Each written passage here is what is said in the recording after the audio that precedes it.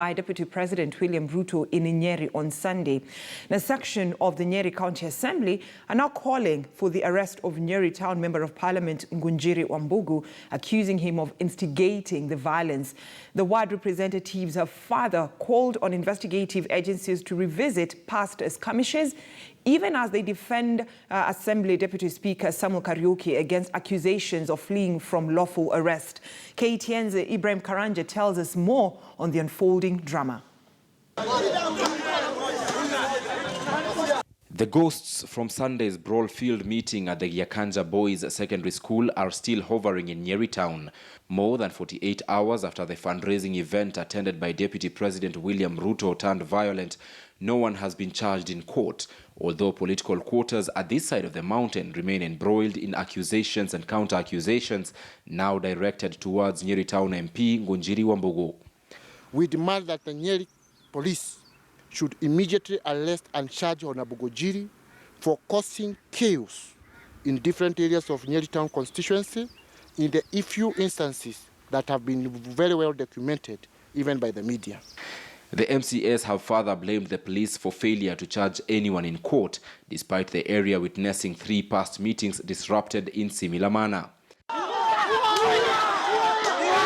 Following Sunday's fracas, there has been a rallying call for the arrest of Deputy Speaker Samuel Kariuki that led to an order by Regional Commissioner Wilfred Nyagwanga to have him arrested. Kariuki has, however, not been seen in Nyeri since Sunday, with Ngunjiri claiming the Assembly had facilitated his fleeing from arrest, an allegation that has rubbed the MCAs the wrong way.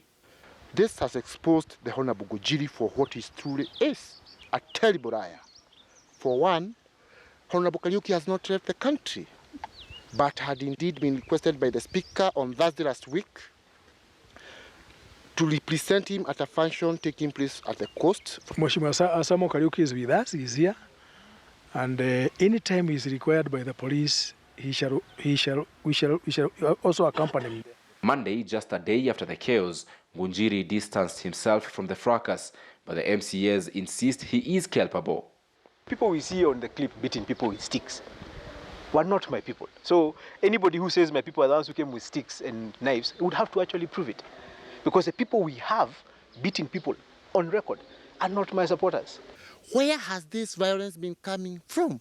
It is from none other than Honorable Ngunjiri, and we are saying he must stop it, and the government must ensure that that violence from Honorable Ngunjiri stop. What happened in the Yakaja should be arrested on that. We can't take it anymore. This is the third time violence erupted at a political function in Nyeri. In June, a meeting attended by Agriculture Cabinet Secretary Mwangi Kiunjuri ended in disarray in a record 15 minutes after rowdy youths stormed the meeting. 2 months later, yet another gathering by Inua Mama ended in similar manner, with the police accused of slackness. Ibrahim Karanja, KTN News. Right, a lot of political intrigues are playing out in the political scene, and we have seen politicians attacking each other, Team Tanga, Team Kieleweke. But what is the role of the NCIC, the National Cohesion Commission, when it comes to uniting the country? I'd like us to speak to the former NCIC Commissioner Gitile Naituli, who's now joining us via way of phone. And thank you so much, Mr. Naituli, for talking to us here on KTN News Center. From where you stand, do you think the NCIC has failed the country in uniting Kenyans? No, I think the new commissioners are in place and they will start to work, I think, very soon if they have not started. And I'm sure they will assist in reducing some of this violence. But let me say this.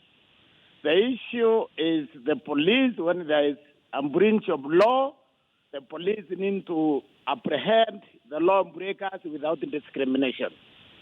The NCIC can only come as a soft approach to peace building and peace maintenance. But the police job is to make sure that we are peaceable by apprehending all those who break the law without discrimination. Because when they encourage, they go into the partisan politics, then the country is in trouble. Because we rely on the police. The police is the glue that puts the people of Kenya together. It's not actually NCIC. It is the police. So that is very sad that some people can break the law and the police observing it and they take no action. That should be unacceptable by people of Kenya. Yeah, Mr. Naituli, it's good you're saying that the police officers should carry the cross at the end of the day, in terms of arresting lawbreakers.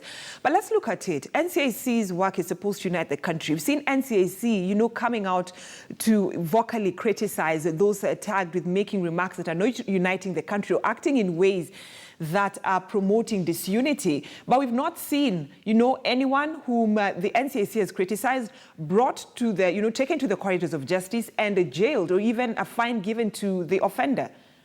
Yeah, that they ought to do. And it's handy for me to figure out why they haven't come out if they have that information. That they ought to do. They also ought to visit that place, visit those leaders, and tell them that they cannot misuse the Kenyans that way. But to all that is said, the NCAC has only one office in Nairobi. They did not even get the funding to get regional offices, which I think they should. The government ought to fund the NCAC to get regional offices so that they can execute their mandate properly. But the police, as a police station, and they are in those areas where those kind of demonstrations or kind of violence are taking place. The police need not, you see why we have ruined this country? We have ruined this country by making our institutions, which are supposed to protect us, part of the political process. We have not been able to separate them from politics. This is where the Kenyans need to put emphasis. The police need to be totally independent, and they need to avoid bias in executing their mandate. Institutions collapse when they are either unable to execute their mandate or they refuse to do so. Or they are afraid of some other authority because they think the authorities are leaning this side. So that is wrong. Mr. Naituli, allow me to cut you short. So are you saying that NCAC is not performing due to lack of resources and human resource? Well, I'm saying that since NCAC doesn't have regional offices, their reach is limited. But I'm also appealing to the government to assist the NCIC, there's now new commissioners, to have regional offices so that they are able now to have a bigger reach. Because I remember when I was there, our problem was actually lack of serious resources to execute the mandate effectively. That still pertains, I'm very sure. That has not changed. All right, because what I also saw is that the Kenyan political class, the political class as a whole, somehow they feel treated by NCIC because they use ethnicity as a mobilizing tool. So NCIC success is a threat to the political class because once you remove ethnicity, then they have to sell real programs, and they don't have a good program to sell. But Mr. Naituli, I believe that by the time NCIC summons a politician, to their headquarters, their offices here in Nairobi, they already have evidence, collected. But what we have seen during your tenure and also during the current tenure of the NCIC commissioners, we have seen politicians being summoned at the NCIC offices, recording statements. Then after that, we've not seen any politician being arraigned in court or action being taken by the NCIC itself. Hence my question, do you think that NCIC has failed the country? I wouldn't say that, but NCIC also, in genuineness, lacks power to bite. Because what the law provides is that NCIC apprehends those who breach the law. Once it apprehends those who breach law, it compiles the evidence, then hands over to Director of Public Prosecution, who then hands them over to the court. So there are several cases already pending in the court. So the NCIC can't go beyond that. So it's a bit handicapped. But I'm very sure that the new team should seek enhanced powers. Because also the kind of power they have is when there is ethnic intimidation, when there is when the violence is directed at certain ethnic groups. So there is some degree of limitation, which they do, which I hope that the new team can seek more powers from Parliament.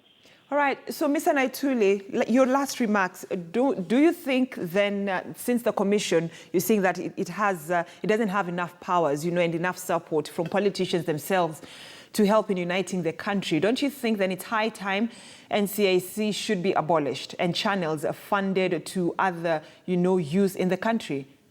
No, I think NCIC should be strengthened. It's an institution that I believe should have been formed in 1963. It has an extremely important role. Although it needs commitment, it needs to do that role with agility, and it needs really to confront nasty situations without fear or favor. That's what they need to do if they are going to deal with these politicians, because our politicians are very cunning, they are very interesting, they convince us that they are able to get us to elect even criminals. So it is very important that the NCC now enhance. They deal with these things very forcibly and without fear and without taking orders from anybody, so that they can at least put the country in the right path. But they also do need resources, that I have to say. But also, let me also emphasize this, that we need to separate our institutions from government. In other words, we need independent-minded individuals so that we can trust these institutions. Because our problem is also failure to trust the institutions. All right. Thank you so much. The former NCSC commissioner, that is Professor Gitile Naituli, talking to us about matters national cohesion and unity, in short, in the country. Taking us to a fast commercial break here on KTN News Center. But I still have a lot lined up for you here in Kenya and, of course, beyond our borders, making the headlines. This morning, our focus is still on the, arrest of Governor Mike Mbuvi Sonko, the governor of County 47, Nairobi County, expected back in court today. We'll know whether he'll be released on bail and whether he'll continue discharging his duties as the Nairobi County governor in office or not. All that after a short commercial break we're taking right now here on KTN News Center.